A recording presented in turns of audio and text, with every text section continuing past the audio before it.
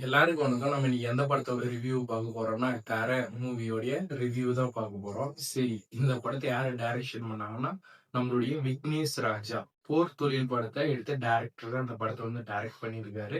Intro Seenu அதுதான் குடுக்கணும்னு சொல்லி டைரக்டருக்கு ஒரு ஆசை. இப்ப எல்லாமே இதுதான் ஒரு ட்ரெடிஷனல் ட்ரெண்டா இருக்குது. எந்த படம் எடுத்தாலும் அவங்கள வந்து ஒரு முன்னாடி வந்து முன்னுதாரணமா காட்டணும். அந்த படத்தினுடைய டைட்டில்ன்னு சொல்லி இந்த படத்துல காமிச்சிருக்காங்க. அடுத்து இந்த படத்துல யாரு மியூசிக்னா, ஜி.வி. பிரகாஷ். அவர் வந்து பக்காவா மியூசிக் போட்டிருக்காரு. இந்த படத்தை யார் ப்ரொடியூஸ் பண்ணியிருக்காங்கன்னா, வேர்ல்ட்ஸ் ஃபிலிம் புரொடக்ஷன் கம்பெனி தான் அந்த படத்தை வந்து ப்ரொடியூஸ் பண்ணியிருக்காங்க.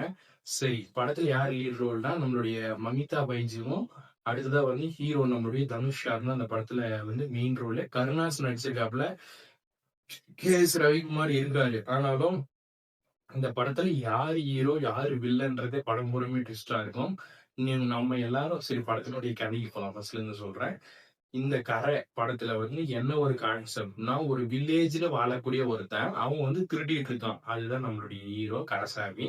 அவர் என்ன பண்றாருன்னா, இவர் ஏன் திருடுறாரு? நியூஸ் ஒரு நாள் என்ன வருதுன்னா, ஈரான்ல வந்து கச்சா எண்ணெய வந்து வந்து நெருப்பு வச்சுட்டாங்கன்னு சொல்லிட்டு ஒரு நாட்டுக்காரங்கன்னு சொல்லி சொல்றாங்க. அதுக்கும் இவர் திருடுறதுக்கும் என்ன சம்மந்தம் இருக்குதுன்னா, ஒரு ஊர்ல பெரும் பஞ்சமும் தட்டுப்பாடும் இருக்குது. அத விதிச்சது ஒரு அரசியல்வாதி. அவனை என்ன பண்ணணும் அப்படின்னு சொல்லிட்டு, இவன் வந்து பேங்க் கொள்ளையடிக்கிறது, எங்க எங்க பணம் 4,00,000 5,00,000 இருக்குதோ அத கொள்ளையடிக்கிறது மட்டுமே ஹீரோ வந்து தன்னுடைய நோக்கமா நினைச்சுக்கிட்டு இருக்காரு.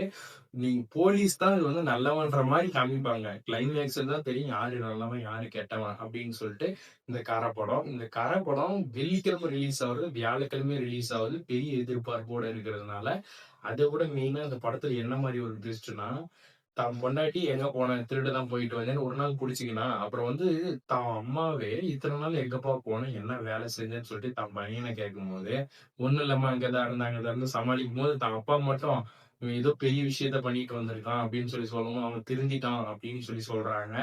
படம் full and full starting to ending வரைக்குமே ஒரு த்ரில்லாவும், ஒரு சீக்வென்ஸ் பை சீக்வென்ஸா தான் படம் போயிருக்குது. இதில ஒர்க் பண்ண டெக்னீஷியன்ஸ், கேமராமேன் அவ்ளோ பெர்ஃபெக்ட்டா ஒர்க் பண்ணியிருக்காங்க. எடிட்டருக்கு குறையே சொல்ல தேவையில்ல. அந்த அளவுக்கு படத்துல வந்து தன்னுடைய வேலைப்பாடுல வந்து சூப்பரா குடுத்துருக்காங்க. மியூசிக்ல "அரும பெரும தெரிஞ்சிடுமா ஓடிட்டய்யா கரசாமி" அப்படி பாட்டே வந்து பிச்சு உதர்ற மாரி படத்துக்கு ஏத்த டைட்டில் சாங்காவே குடுத்திருக்காரு நம்மளுடைய ஜி.வி. பிரகாஷ். இந்த படத்த வந்து பெரிய ஒரு புரொடக்ஷன் சைட்ல இருந்து வேர்ல்ட்ஸ் ஃபிலிம் புரொடக்ஷன் கம்பெனி இந்த படத்த ப்ரொடியூஸ் பண்ணி, படமே வந்து பண்ணிட்டாங்க. ரிலீஸ் பண்ண போறாங்கல்ல, ரிலீஸே பண்ணிட்டாங்க. அதுதான் இந்த படத்தினுடைய பெரிய ஒரு ட்விஸ்ட்டே. இத தவிர வேற எதுவுமே இல்ல. இந்த படம் இந்த அளவுக்கு பெர்ஃபெக்ட்டா வந்ததுக்கான ஒரு காரணம் வந்து, இந்த படத்துல உண்மை கதை, உண்மை சம்பவமா இருந்தா எப்படி இருக்கும்? ஆனா கற்பனைன்னு தான் சொல்லுவாங்க. ஆனா படம் அந்த அளவுக்கு நல்லா இருக்குது. படம் எதிர்பார்த்து போங்க. உண்மையா உங்கள வந்து சாட்டிஸ்ஃபைட் பண்ண வைக்கும். இந்த வாரத்துல வந்து ஒரு பெஸ்ட் படம்னே சொல்லலாம் "கார". நீங்களும் பார்த்து என்ஜாய் பண்ணுங்க. பாய்.